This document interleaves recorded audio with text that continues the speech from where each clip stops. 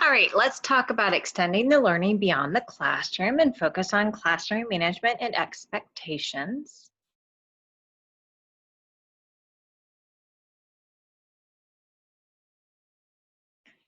All right, so you need to think about creating your classroom rules and expectations when you're teaching your students virtually. I also recommend that you include your students in the process so they take ownership of the rules and expectations that are being created.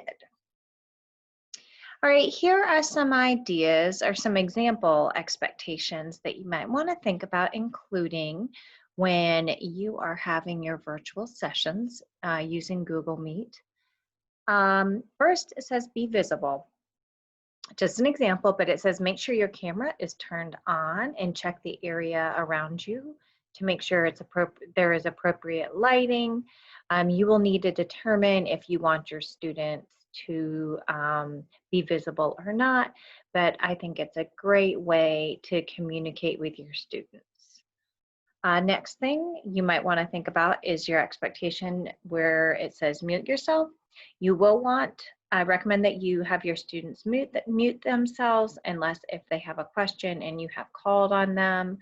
There is a lot of additional noise that you will hear if students do not mute themselves. So that is a great norm to use in your classroom. And then you might want to use, and this is something we'll talk about in just a minute, you might want to use the chat box as a way that students can communicate instead of just interrupting during the lesson. The next thing is citizenship. You want students to follow all rules and expectations that they would normally follow while they are in school.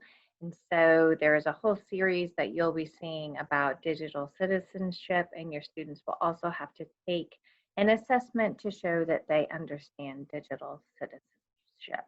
So these are just a few examples.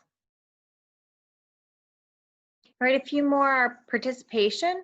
So you want to make sure that students are focused when they are having the virtual sessions with you. So making sure to turn off electronics, any music, things that might be distractions. Even if they are muted, you don't want them to be distracted during the lesson. You want them to be focused and paying attention and of course participating. Now I also talked about the classroom chat box. This is a great way to keep where you can keep conversations or where students can communicate. You do need to make sure that you have expectations about what happens in the classroom chat. You can talk about maybe students asking questions, or you may ask a question and then ask them to respond in the chat box. But you definitely need to have norms for the chat box and what is appropriate and not appropriate, and also talking about respect. The next thing you might want to be talking about is language. Of course, that we want to be respectful and always using appropriate and courteous language at all times.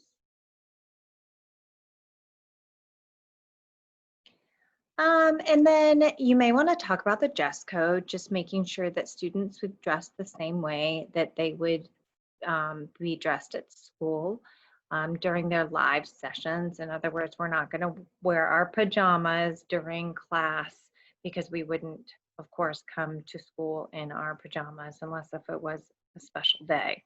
And then the last thing is just you want to make sure that you might want to set an expectation about no distractions. So you don't want students, unless if they're using the phone as their way to communicate during the class, but making sure that phones are muted so that's not a distraction, and just encourage students to, of course, have the things that they would normally play with or use during their free time. Put those things aside that can happen after the class session.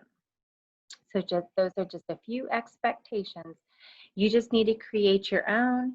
You can go online and search rules or expectations for virtual learning, and that may help you out as well. So good luck creating your expectations.